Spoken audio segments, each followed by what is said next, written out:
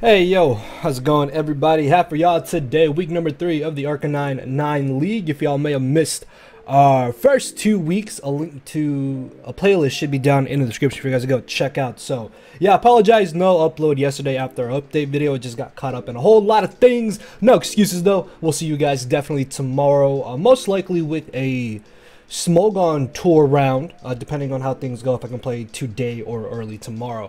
So yeah, this match was against the Great Houdini and Apprentices. Oh, like Houdini and Apprentices.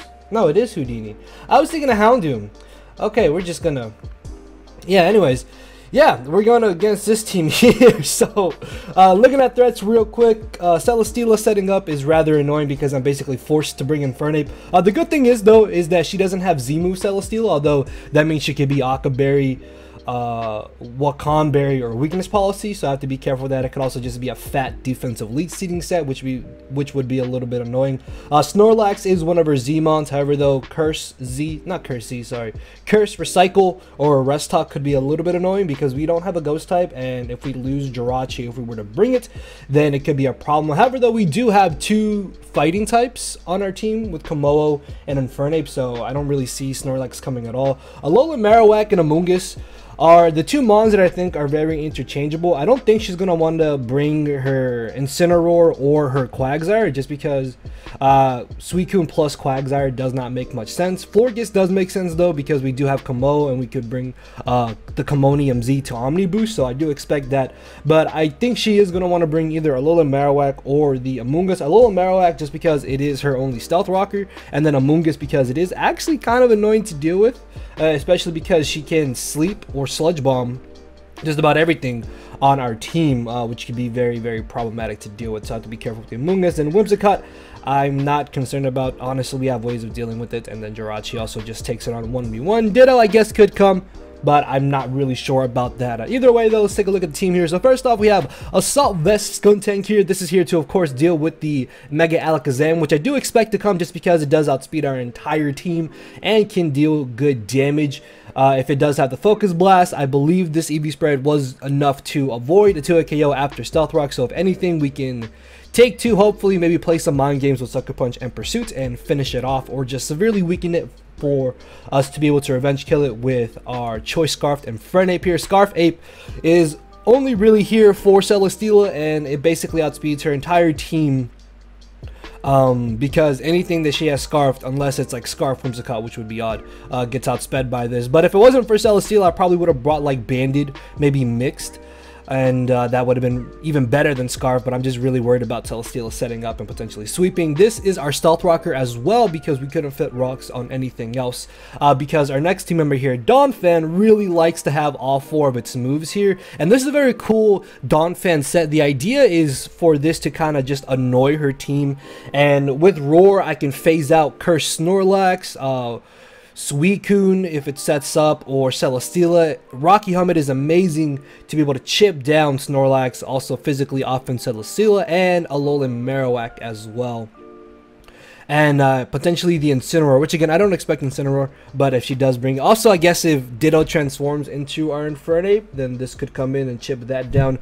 Endeavor is really nice because Donphan doesn't have any form of recovery. We're not going to be able to pass off any recovery to it, outside of maybe Leech Seed from Shaman or Wish from Jirachi, which doesn't always happen. So the weaker Donphan gets, the more of a threat it kind of can be because of Endeavor, and this is going to help keep things low in order for us to revenge kill it. And then Earthquake is there just kind of for stab and to hit everything that knockoff doesn't hit. So yeah, no type of setup Pokemon should be able to set up on Donphan in theory, so hopefully we can go with that. Next off, we have Okada, aka Jirachi here. This Jirachi is really just here to kind of be a giant nuisance for her team.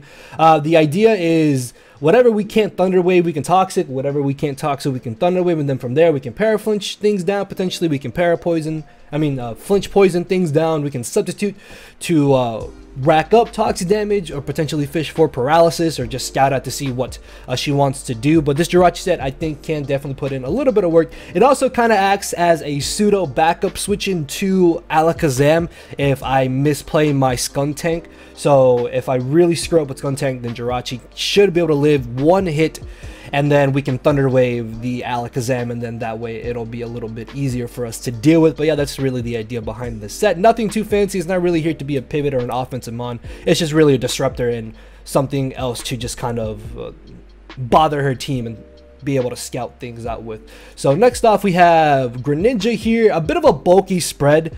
The idea behind this set is that this kind of acts as a pseudo switch into Alolan Marowak. Like the thing about Alolan Marowak in this match is that it's really annoying to switch into. Like, we have Aftermath on Skuntank, I guess. We do have Rocky Helmet on Donphan, but with Shadow Bone and I guess Earthquake, Bonerang, I don't know.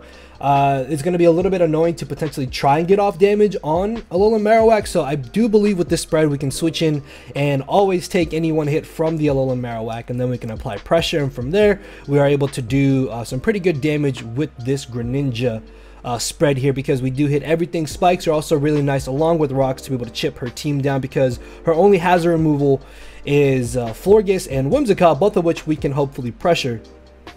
Or if they do go for defog, then it shouldn't be that big of an issue. And then finally off, we have very speedy Shaman here. I went timid max, not timid max speed, but I went enough speed on Shaman to outspeed a potential timid max speed Suicune, because Suicune is actually very terrifying. If I was slower than Suicune and I was able to get up enough Calm Minds, it would eventually beat me 1v1. So I need to guarantee that I outspeed Suicune with my Shaman, because with Energy Ball we have more PP than something like Seed Flare, which is really nice, and we do a little bit more damage than Giga Drain, which I really like. Plus we do have leftovers, Leech Seed, and Synthesis, so we have plenty forms of recovery. We don't really even need Giga Drain. Leech Seed is also very free against her team, unless she does bring the Whimsicott or the Amoonguss, which we do have Psychic to hit both of those for neutral and super effective damage respectively. And that's really the idea behind this Shaman set here. I don't quite remember what the special attack and Spadef were. I think the special attack was to ensure breaking the substitute if Suicune somehow gets up to +2 Calm Minds with Energy Ball. If not, then we break it with 2, then I Leech Seed, and then from there we should be able to 1v1 it. If it's Rest Talk, it could be a little bit more annoying to deal with. Actually, if it's Rest Talk, it could be a little terrifying if I let it get out of hand. So I need to be very careful on how I play around the Suicune, because they could still have potential to beat us depending on how things go. So yeah, that is the team. With that being said, let's go ahead and jump into the... Alright, so because some of you already skipped to this point in the video, before I get into the actual battle here, I did upload an update video yesterday going over a lot of things that will be happening in 2019 for our YouTube channel. If you guys do have the time, I would really recommend you guys and really like it if y'all could go check out that update video after this, and that way y'all will know what's going to be going on, and y'all can maybe give me your thoughts on all the future plans and stuff. So of course, if you do enjoy the video, hit that thumbs up button down below. I do want to try like goals in 2019 to see how you guys react to it, so let's try and get this video up to 50 likes. I think that's a good way to start off 2019 here in this new little experiment that we have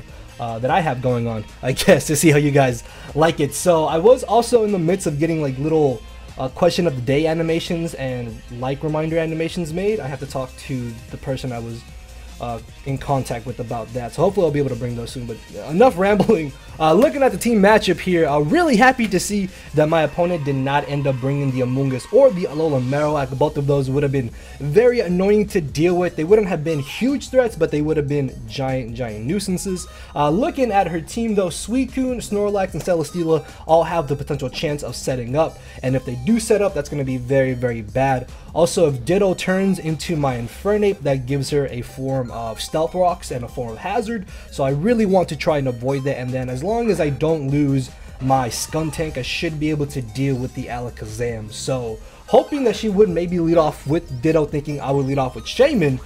Ditto should not be able to do anything to my Shaman. In return, I can probably go for Leech Seed, forcing her to switch out, but I actually ended up getting a much better lead matchup than I had expected, as she ended up leading off with Suicune, and I basically just Leech Seed here for free. I am a very fast Suicune, very fast Shaman for super fast Suicune, so I should be able to outspeed it, unless for some reason she is running Choice Scarf on that Suicune, which I'm guessing she is not, because that'd be weird. actually. But I lead see the incoming Florges. This is really nice. This gives me more or less a free switch into my Jirachi. Even if she had wanted to double out, my Jirachi can still pretty much deal with anything that she would want to bring in against my Jirachi here. And I am a double status Jirachi actually with Substitute, which is really nice because whatever I can't Toxic, I can Paralyze, and whatever I can Paralyze, I can Toxic, and then from there spam Iron Head or maybe Substitutes or switch out accordingly. So this Jirachi is more of a disruptor in this match as opposed to a defensive or offensive mon. It's just really here to annoy her and to scout out to see what she exactly has. As she brings in her Ditto on my Jirachi, that Jirachi does nothing to my Jirachi, since behind a Substitute, Iron Head does not break my sub with one hit. And if she really wanted to stay in here, I could definitely go for the Thunder Wave, but because she knows that I have Thunder Wave, I'm actually going to go for the Toxic, expecting her to switch out, as it turns out that her Snorlax has the immunity. And that's really odd because that means that this is not Recycle, which means it could be Rest Talk. And me fearing that it is Rest Talk, I am actually going to switch directly into my Donphan, as she turns out to have the block, which is really cool because I've thought about using block Snorlax when I've had it before, but to have it used against me, that's actually kind of cool. So above her potentially being Rest Talk, turns out that she doesn't have Leftovers or the Figgy Berry, which means this could be Z Snorlax, which would be really odd, maybe, I guess. I don't know. It is one of her Z-Mons, but I felt like maybe a Rest Talk variant or a Recycle Figgy Berry variant of Snorlax had a bit of a better matchup. Regardless though, I'm gonna go for the Earthquake, just wanting to try and chip her down, maybe force her to go for the rest, and then from there I could go for the Roar, but she ends up getting a little bit greedy here, goes for, I believe, a second Curse, and this is really nice because I've already got off about 35-40ish% of damage on this Snorlax, I believe, and now I can phase her out, which means it's gonna be a whole lot easier for the rest of my team to deal with that Snorlax now as I roar her into her Ditto. And I had a very peculiar scenario here because I could have stayed in here and gone for the knockoff, as I'm going to end up doing, or I could have potentially switched out expecting her to go for the knockoff, and that way I could have saved the Rocky Helmet on my Donphan. In hindsight, I kind of wish I had done that instead, but by going for the knockoff on the Ditto, now my Scarfed Infernape is always guaranteed to outspeed her Ditto, but now Ditto has the free liberty, of switching on moves, which is a little bit scary. So we both switch out here, I believe, and I'm just going to take this chance to go ahead and get up a layer of spikes on the off chance that she did want to stay in and go for an offensive move. This Greninja should be able to live any one hit because I do have a bit of bulk invested into it, because it was more or less kind of a pivot into her Alola Marowak if she did decide to bring it. So I get up a nice layer of spikes here, as in comes the Florges. I can easily just go for Gunk Shot. I don't really mind if she wants to bring in Celesteela, because then I can go for the Ice Beam or potentially switch directly into my Donphan to knock her off and then phase her out. And the cool thing about it too is that Celesteela, even if it is offensive, it can't be Z. It can't be a Z Celesteela because it's not one of her Z Mons, which makes it so much easier to deal with. Like, Z Celesteela in draft format is easily like one of the scariest things to ever prep for and deal with. So really happy that it was not Z Celesteela, as I believe I go for another Gunk Shot here on the incoming Suicune. I Ice Beam, because it was a safer play on the Florges. At that amount of HP, it was super low, so Ice Beam was a guaranteed KO, and I got off chip damage on whatever else came in. Even if the Suicune did come in here, I can go for the Gunk Shot the following turn, gauging to see how much damage I can do to it. Also, maybe trying to fish for a poison. But if it's not Rest Talk, then the poison is not going to matter too much. If she was Rest Talk, it'll be a little bit more annoying to deal with this Suicune. But if it's not Rest Talk, then the poison doesn't really matter, because then my Shaman just guaranteed beats a 1v1 regardless. As I do actually end up getting a poison here on her going for the substitute. I found this a little bit funny because this was like an absolutely perfect turn for me. I hit the Gunk Shot, I got the poison, she went for the substitute. Again, I really don't think that poison on this Suicune really matters. Like, yeah, it's a little bit easier for me to deal with, but in the long run, again, my Shaman beats her 1v1. My Shaman just spams Leech Seed more or less for free, unless she does try to risk bringing in the Ditto, which is gonna potentially get hit by one of my stab moves or by Psychic regardless. And then at that point, my Shaman can actually outstall her Ditto transformed into my Shaman. So again, I really feel like the poison just kind of sped this match up instead of it being a little bit more dragged out. So I get rolled into Donphan, I can just bring back in Shaman, I literally lose nothing in doing so. And at this point, because she's going to get knocked out by the poison the following turn, what I can honestly do is just go for the Leech Seed. I don't necessarily need to go for an offensive move, because if she doesn't bring in the Ditto, whatever does come in is going to get hit by my Leech Seed, as she decides just to go for the Scald. Even if she had burned me, it doesn't really matter, because this Shaman does have the natural cure, so if she did burn me, that would have been perfectly fine with me. But the Suicune does end up going down here, and this is amazing because now this is one less scary threat I have to deal with. However, though, Snorlax is still in the back, and she does still have the Celesteela, which if it is a setup Celesteela, because it's not Z, it is easier to deal with, but I still may have to sack something off to that Celesteela in order to deal with it, as she ends up bringing in the Florges here. I'm not really sure why. Maybe she wanted to see what offensive move I was carrying, as she finds out that I have the Energy Ball as opposed to the Seed Flare. And the main reason I had Energy Ball was because it had more PP and it still broke a Suicune sub at +1 if I'm not mistaken. So in comes the Alakazam. As much as I really wanted to go for the Energy Ball here, I didn't want to risk taking any unnecessary damage on my Shaman, because I could definitely use it for later in this match to deal with her Snorlax and her Ditto, and if that is a defensive Celesteela, I can still Leech Seed it. So I don't really want my Shaman to take too much damage at this point in the match, especially when I have an Assault Vest Skuntank lying in the back that can eat any hit from this Alakazam, as she turns out to be Calm Mind, and this is really bad. If this thing has Focus Blast, I think at +2, I'll try and put the calc on the screen because I don't remember right now. This match is a little bit old. But I'm pretty sure that at +2, I could still take one Focus Blast, but it was a damage roll. So I need to stop playing around with Sucker Punches. At this point, I just need to be aggressive. I do have the Foul Play, which is going to be strong enough to easily 2 KO this Alakazam. And if it really comes down to it, I could potentially Pursuit Trap Alakazam as well. But she turns out to have the Recover. Now, she's revealed Calm Mind and Recover. She definitely needs to have Psychic, which means her last move is either Shadow Ball or the Focus Blast. And if it's Focus Blast, as long as I can keep this Alakazam low, I will be able to revenge kill it. But if it's Shadow Ball, my Skuntank easily beats this Alakazam 1v1, because there's no way that a Shadow Ball, even at +6, is going to be doing damage to an Assault Vested Skuntank. So I'm going to stay in here, keep spamming Foul Play. I'm guessing she's hoping that I'll go for another Sucker Punch and maybe not have Pursuit, and eventually I catch on to her as I go for the Poison Jab, get the Poison, and I'm able to finish her off. Again, all I really needed to do was keep Alakazam low, and I don't think I would have had much struggles with it, as in comes the Celesteela. If this is set up, I don't have any good way of hitting it with my Skuntank outside of Foul Play, so I'm going to bring in my Donphan, because this is not a Z Celesteela. I'm pretty positive that my Donphan can easily tank one hit, and then in return, I can potentially go for the knockoff to see what item she's carrying, or I can go for the Roar to phase her out. And this is where, if I hadn't had lost my Rocky Helmet, it would have come in handy, because I would have been able to get off a little extra chip damage with 2 Rocky Helmet hits here.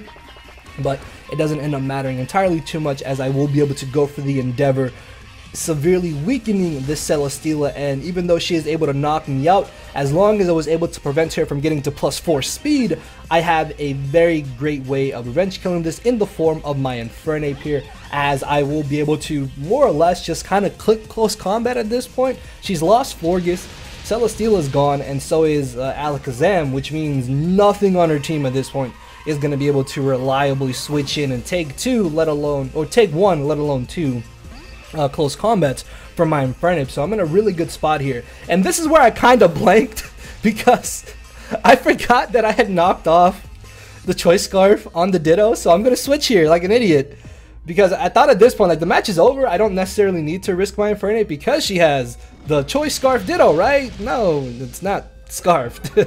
And she ends up close combating my Skuntank here, which is perfectly fine because if she knocks me out, then I can knock her out with Aftermath as well. So she ends up going for the U-turn here, which will not be able to knock me out, but Sucker Punch did do an amazing amount of damage, enough to the point where that Ditto is dropping to the layer of spikes that I was able to get up. And at this point, her last mon is going to be the Snorlax, expecting her to try and go for a curse.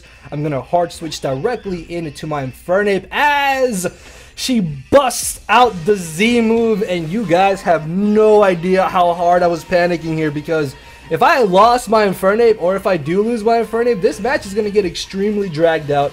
I need to bring in Shaman, I need to Leech Seed this, I need to find some way to play around this thing, potentially just not combining, but cursing up, and being able to set up and smack most of my team. Luckily though, turns out that she does not have any attack investment on her Snorlax, and I'm able to tank the Z move there and finish her off with the close combat for the victory in our favor. So we are going on to week number 4 here for the Arcanine9 League, where the winner does get a prize, and then we have week 5 and then hopefully playoffs. As long as we go undefeated or only lose 1 match out of our 5, we should definitely be able to make playoffs, and then from there have a shot at the grand spectacular prize at the end. So yeah, hopefully you guys did enjoy. Hit that thumbs up button down below. Again, the goal is to hopefully hit 50 likes. We're gonna see how this goes, and yeah, comment down below letting me know how things are going. Check out the update video that I did upload yesterday. Would really appreciate it if you guys did do that, and I will see you all tomorrow. So thank you for watching. Later, everybody.